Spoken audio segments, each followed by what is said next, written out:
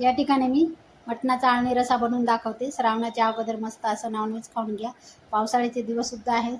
असं मटणाचं आळणी सूप मस्त पिऊ शकतो, भातासोबत सुद्धा खाऊ शकतो। घरामध्ये कोणी आजारी असेल नक्कीच करून बघा।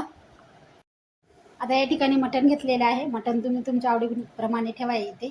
आता मटण स्वच्छ धुवून घेते मी। त्यामध्ये धुताना आपल्याला 1 चमचा मीठ टाकायचं। कधी चिकन मटण मिठाच्या पाण्यात धुवायचं आणि पाणी जास्त इथं वापरायचं। हातावर चोळून छान असं हे मटण घ्यायचं आणि प्रेशर देऊन हे असं पाणी निथळून घ्यायचं छान। आता हे पहा इथे धुवून घेते मी छान आणि हातावर असं जोर देऊन पाणी काढून घ्यायचं आहे।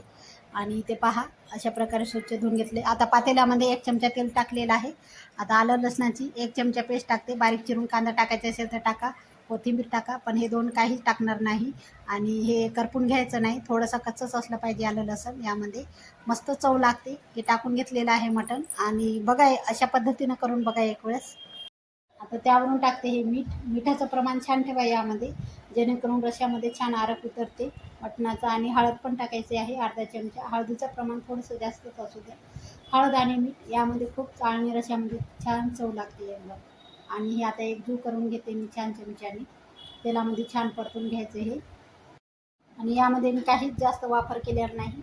आलं लसणाची पेस्ट, हळद आणि मीठ 3 ते 4 साहित्यामध्येच इथं मी करते। बरेच वेगवेगळी पद्धत असते आळणी रश्श्याची, पण मी तसं काही केलेलं नाही। खूप साध्या सोप्या पद्धतीने दाखवलेली आहे। झाकण ठेवलेलं आहे, आमचं पाणी आटून घ्यायचं।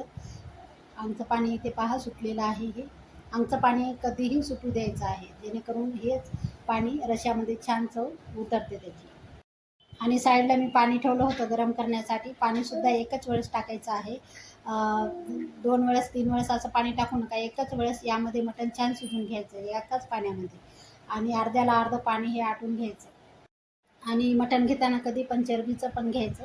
भाजी आणि रस्सा खूप छान होते। आणि रस्सा आणि भाजी बनवताना ती पण छान टेस्ट होते, तर्रीदार खूप असं। आता काय करायचं आपल्याला, हे उतू जाते मटण कधी पण, चिकन मटण कधीही डायरेक्ट झाकण ठेवलं ना, कधी आदर ठेवायचं नाही, तर ही पळी घालून मस्त मटण गॅस मिडियमला ठेवून शिजून घ्यायचं आहे। उतू पण जात नाही आणि झाकणाला सुद्धा लागत नाही।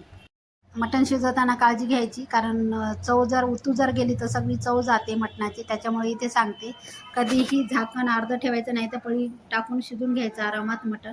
अशा प्रकारे झालेलं आहे। घरात कोणी आजारी असेल तर प्यायला द्या, भाता चपातीसोबत हे लहान मुलांना सुद्धा खाऊ घालू शकता अशा प्रकारे। नक्कीच आवडलं असेल तर मटण लाईक करा, सबस्क्राईब करायला विसरू नका।